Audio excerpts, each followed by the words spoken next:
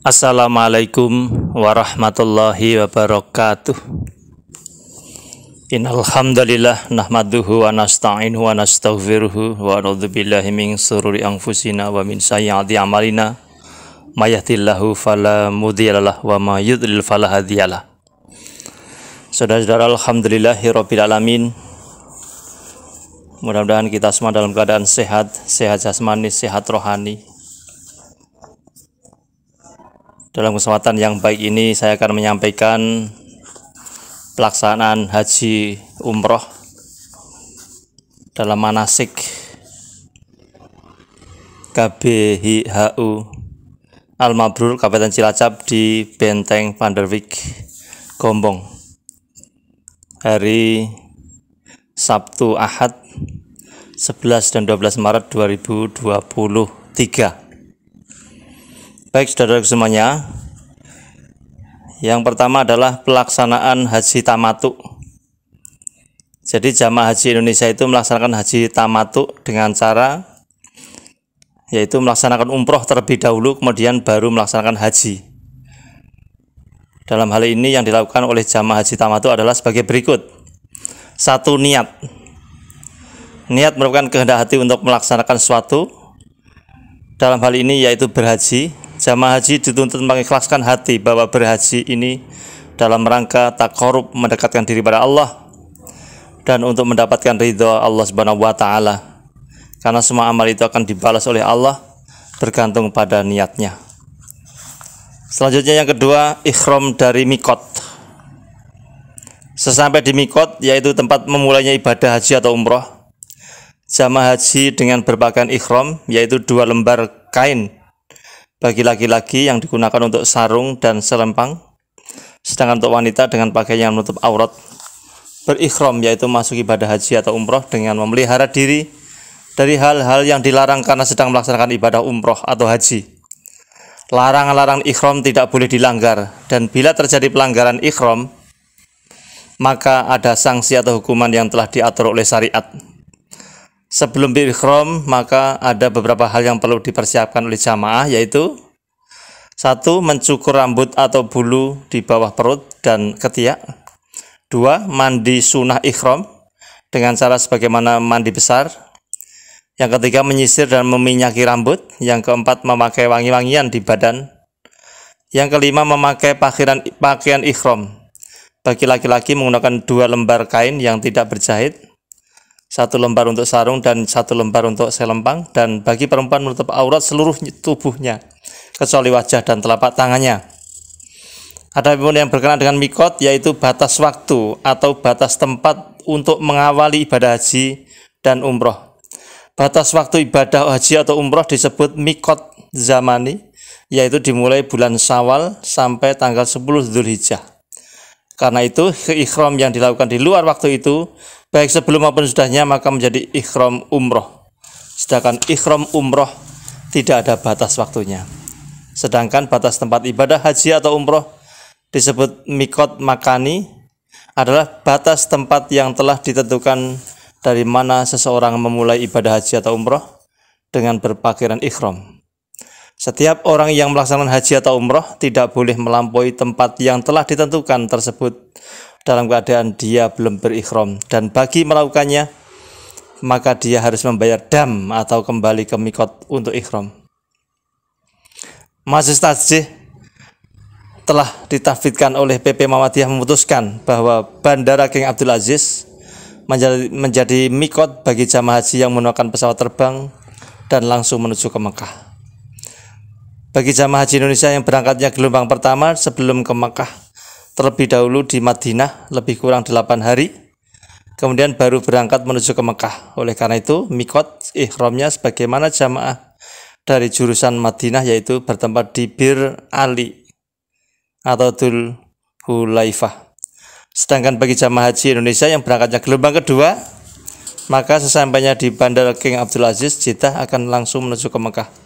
Oleh karena itu, tidak melewati mikot manapun, maka mikot ikhramnya di Bandara King Abdul Aziz.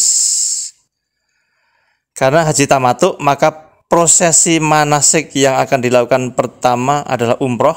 Karena itu jamaah haji saat di mikot berihlal. atau menyeru dengan mengucapkan labbaika umrotan.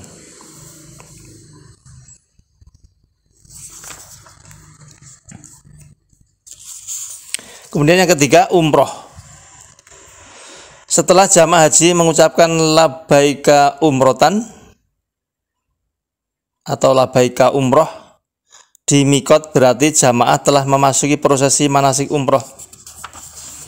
Karena itu setelah jamaah sampai di pemondokan atau hotel, kemudian segera bersiap-siap menuju Masjidil Haram untuk melaksanakan umroh. Adapun hal-hal yang harus dilakukan adalah berwudu bagi yang telah batal wudunya, karena tawaf itu seperti sholat, hanya saja diperbolehkan berbicara dengan pembicaraan yang baik. Yang kedua, bagi wanita yang haid, maka menunggu sampai haidnya berhenti kemudian bersuci baru melaksanakan umroh.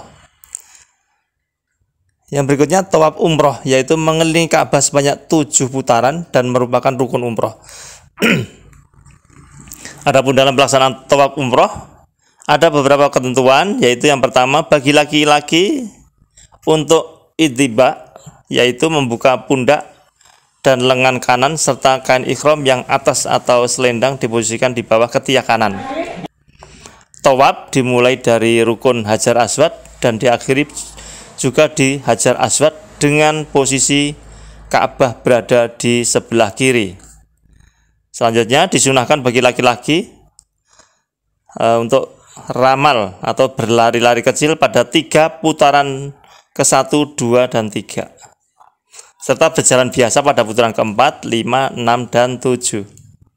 Selanjutnya, setiap melalui rukun Hajar Aswad, menghadap Hajar Aswad, kemudian mencium Hajar Aswad apabila memungkinkan atau menyentuhnya, atau bila tidak bisa memberi isyarat dengan mengangkat tangan dan bertakbir. Kemudian mencium Hajar Aswad hukumnya sunnah, maka seyogjanya untuk mendapatkan yang sunnah tanpa melakukan hal-hal yang diharamkan, yaitu menyakiti saudaranya serta menjauhi jidal atau berbantahan. Jadi sekiranya susah, tidak perlu memaksakan diri untuk mencium Hajar Aswad. Yang kelima, bila telah sampai rukun Yamani, yaitu rukun sebelum rukun Hajar Aswad, disunahkan untuk mengusapnya. Kemudian dari rukun Yamani sampai rukun Hajar Aswad membaca doa Rabbana atina fid dunya hasanah wa fil akhirati hasanah wa qina adzabannar. Berikutnya, tidak ada doa-doa tertentu pada setiap putaran tawaf. Orang boleh berzikir, membaca Al-Quran, dan berdoa sesuai dengan kemampuan dan kebutuhannya. Nah, selanjutnya setelah selesai tawaf menuju arah belakang makom Ibrahim untuk melaksanakan sholat sunnah tawaf. Kemudian sholat 2 rakaat di belakang makom Ibrahim atau di mana saja di dalam masjid yang mudah dan aman. Pada rakaat pertama membaca Al-Fatihah dan membaca surat Al-Kafirun, dan pada rakaat kedua setelah membaca surat Al-Fatihah membaca surat Al-Ikhlas, kemudian berdoa. Nah, setelah berdoa, setelah sholat 2 rakaat, bila mudah kembali ke Hajar Aswad untuk menciumnya atau mengusapnya atau memberi isyarat. Setelah tawaf disunahkan minum air jam-jam. Kemudian berjalan menuju masai atau tempat sa'i. Untuk melaksanakan sa'i, yaitu berjalan di antara Sofa dan Marwah sebanyak 7 kali dengan ketentuan sebagai berikut. Yang pertama, sa'i dimulai dari Sofa dan berakhir di Marwah. Yang kedua, ketika menuju masai, setelah mendekati Sofa, kemudian membaca Inna Sofa wal Marwata min sya'ariillah abda'i bima bada Allahu bihi.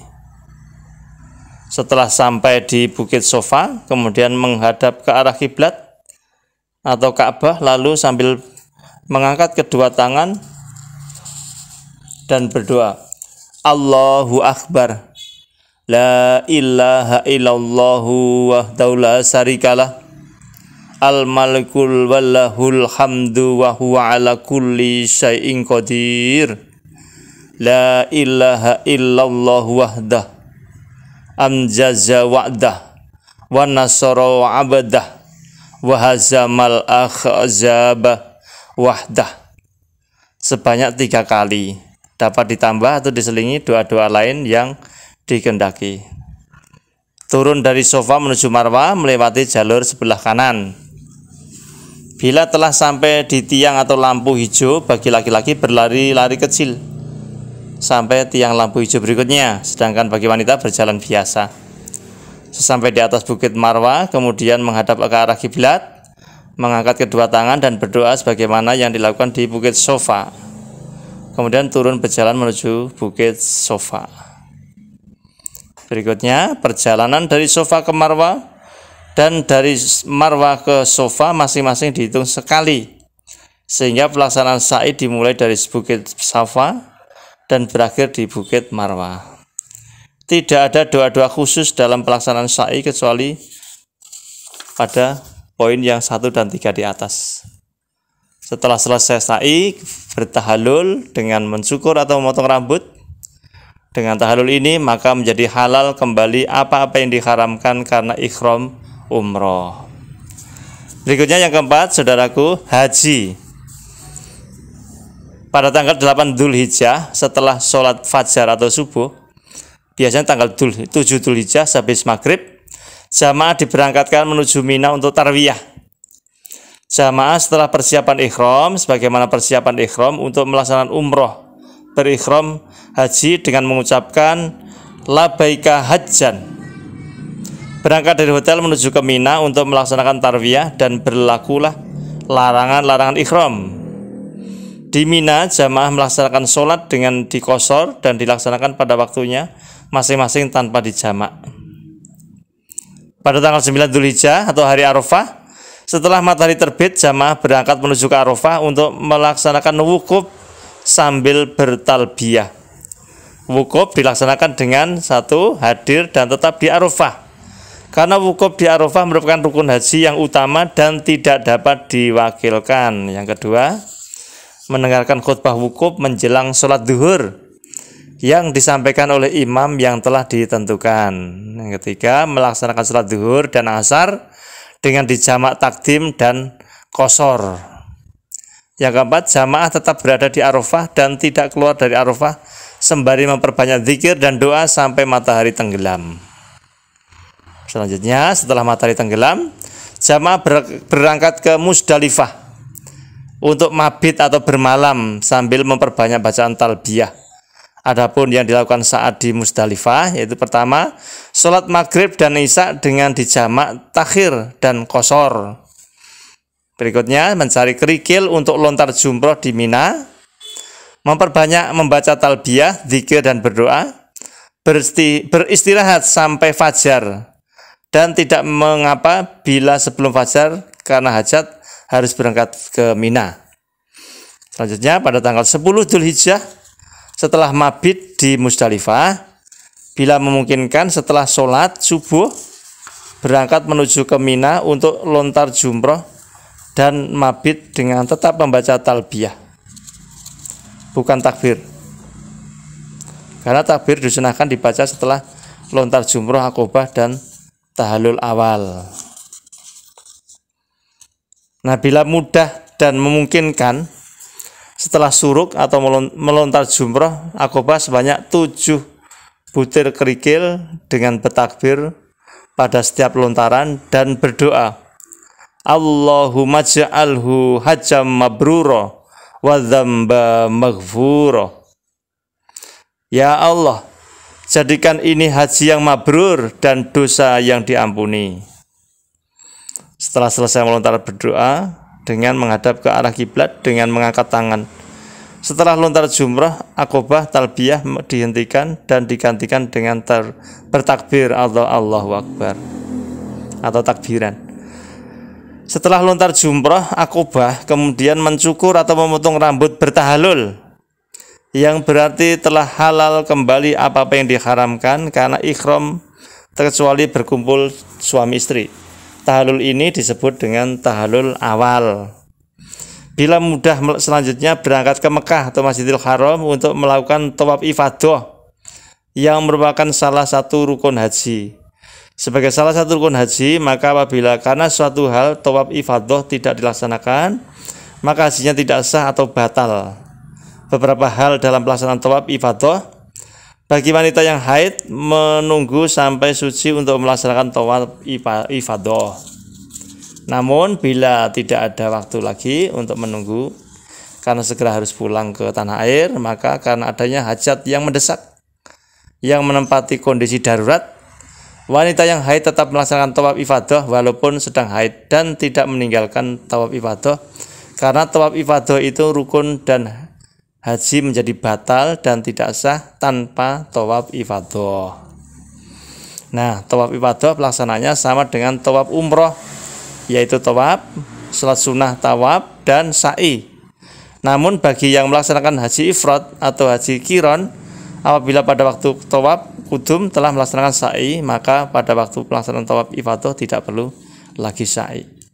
Selanjutnya setelah sa'i selesai berarti telah tahallul sani, yaitu telah lepas dan menjadi halal seluruh yang diharamkan karena ihram tanpa menyukur rambut.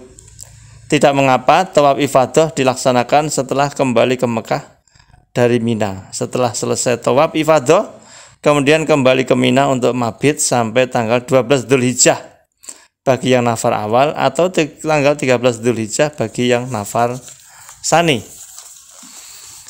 Pada tanggal 11 sampai dengan 12 Dzulhijjah bagi yang nafar awal dan tanggal 13 bagi yang nafar sani, setelah matahari tergelincir atau batas Syawal, jamaah melontar jumrah ula, wusto, dan akobah masing-masing 7 butir dengan bertakbir pada setiap lontaran dan berdoa, sebagaimana saat lontar jumrah akobah pada tanggal 10 Dzulhijjah. Kemudian selesai melontar di setiap jumrah, mencari tempat yang kosong, lagi aman, tidak mengganggu dan tidak terganggu oleh lalu lalangnya jamaah lain. Kemudian berdoa dengan menghadap kiblat, kecuali jumrah akobah, jamaah segera berpaling dan tidak perlu berdoa. Bagi yang sakit dan kesulitan untuk melontar sendiri, maka dapat diwakilkan. Nah, selanjutnya menyembelih hadiyu atau dam, seekor kambing untuk setiap jamaah, karena bagi yang melaksanakan haji tamattu diwajibkan untuk menyembelih hadiyu atau dam setelah tanggal 10 Dzulhijjah. Bagi yang tidak memiliki hadiyu, maka wajib berpuasa sebanyak 10 hari, yaitu 3 hari di tanah suci dan 7 hari apabila telah kembali ke tanah air. Selanjutnya pada tanggal 12 Dzulhijjah, bagi yang nafar awal setelah lontar jumroh kembali ke Mekah, dengan catatan sebelum matahari tenggelam telah keluar dari wilayah Mina. Bagi jamaah yang setelah matahari tenggelam belum bisa keluar dari wilayah Mina, maka harus melanjutkan mabit di Mina dan pada tanggal 13 Dzulhijjah setelah lempar jumroh baru kembali ke Mekah. Itu nafar sani. Adapun bagi jamaah yang mengendaki untuk mengerjakan dengan cara haji qiron, yaitu melaksanakan haji dan umroh secara bersamaan, karena haji qiron itu pelaksanaan haji dan umroh dilakukan bersamaan, maka saat di mikot jamaah setelah melakukan persiapan ihram seperti berwudu, memakai wangi-wangian di badan, bersisir dan berpakaian ihram, kemudian berihlal dengan menyeru labaika umrota wa hajjan, kemudian melaksanakan hajinya dengan manasik sebagai mana berikutnya. Kemudian selanjutnya adalah